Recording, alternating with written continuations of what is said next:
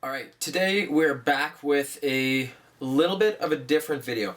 Today's video is going to be a kind of like a performance review or a review of a shoe in terms of how it does in an actual sport rather than how it looks or how it just feels. So let's first take a look at the shoe, then we'll talk about it.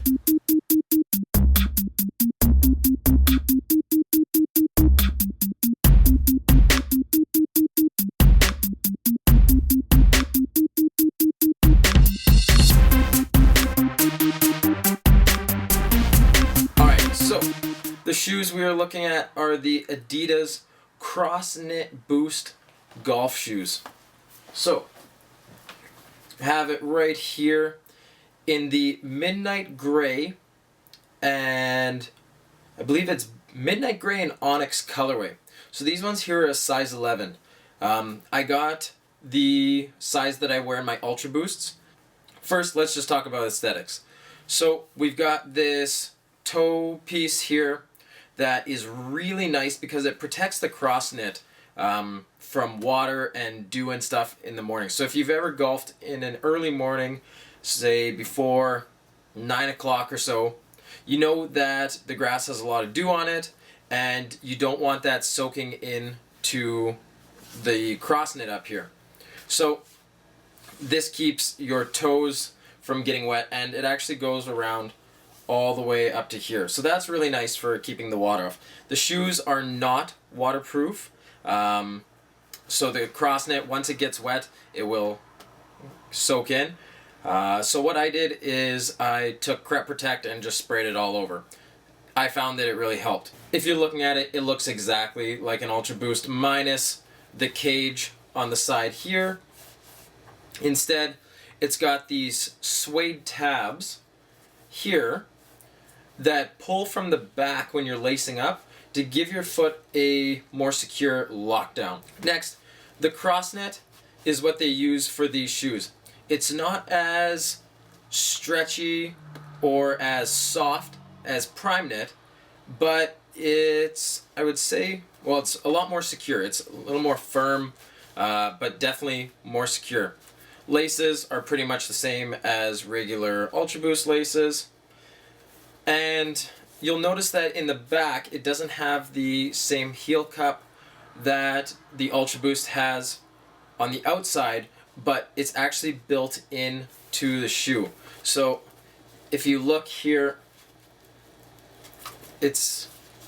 I'll fold it down. You can see that that heel cup is actually built in. So while it's not shown on the outside, it is on the inside. The crossknit goes up to about here, and then you'll see that it goes to that mesh, kind of like, I believe it was the 1.0 Ultraboosts had that.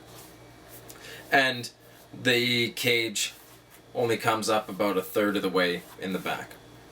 Overall, the look and the color is really nice on these ones. The materials feel nice, and this color was a little bit tougher to get. I had to go through my golf club that I'm a member of to get this particular color, and he had a hookup with the TaylorMade rep for Central Canada, who said that there was only 2 of these colors of Crossknit Boosts left.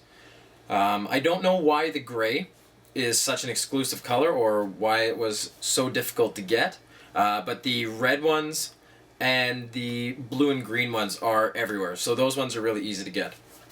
But again, it's basically an Ultraboost shoe with a cleat on the bottom. That's the best way to sum it up. Let's talk about performance.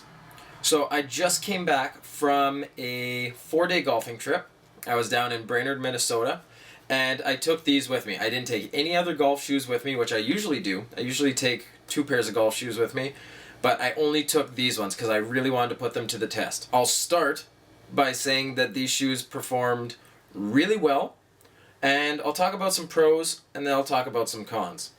Let me tell you that the pros well outweigh the cons. First of all, the shoe is really light. It's nice, it's comfortable, as Ultraboosts always are, but it is light. I weighed it in my other hand at one point compared to my Ultraboost, and is slightly heavier, but that's because it's got the cleats on the bottom. Realistically, it's not that much heavier. So it's a nice light pair of shoes to wear on the course. Next, it breathes really well.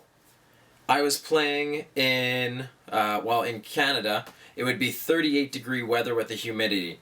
I don't know what the conversion is to Fahrenheit for the Americans who are watching this. 38 degrees with the humidity is really warm. It was something like 95% humidity or 90% humidity. So it was stifling on some days. At no point did my feet feel hot. They breathed really well. That was one of my concerns with the Nike Lunar Force 1 golf shoe, and actually my old Adidas golf shoes, was that whenever it got really warm out, they didn't breathe well, and your feet started to sweat, and it was uncomfortable, which is a big negative, especially when you are walking a golf course. Next positive, or pro I guess, is the comfort. They were extremely comfortable in terms of walking and in flexibility and cushioning. So the cushioning in the back, while not significant, still is really nice for your foot. And last but not least, the grip on the bottom is really nice. There's a certain thing to be said about wearing new golf shoes. As with any type of shoe that's made for a sport, whether it be basketball or soccer, whatever, your first few uses of that shoe are going to be outstanding in terms of grip. These were no exception. They grip the ground really well. While they don't have traditional spikes, they have these small nubs. It is not Continental. It doesn't say Continental on it anywhere, and it didn't come with one of those Continental tags. So I'm assuming it's a different type of rubber on the bottom that is more durable and rigid. Without having spikes, I was a little concerned that it wouldn't be as grippy as I hoped or hold me in place. My front foot likes to slip sometimes while I'm golfing. These ones held it down really well though. They kept me from slipping, and they felt really planted, and it didn't feel like this was too high up. A lot of people don't like that feeling of standing tall on a shoe, and that's one of the concerns with this, but this did not feel like that at all.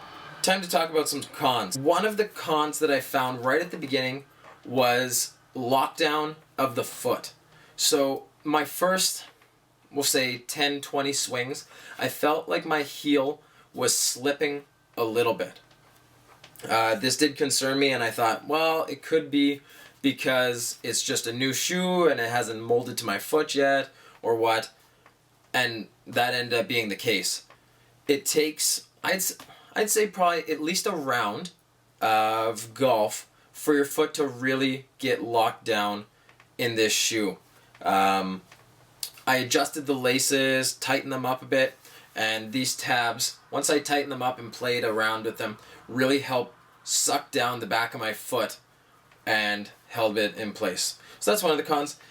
The other con is, I'm not sure if it falls into the category of con, but I am worried about how these shoes are going to stand up to the test of time. My golf shoes take a lot of abuse. I play 50 plus rounds a year. Usually I'm walking, except for maybe 5 to 7 rounds or so.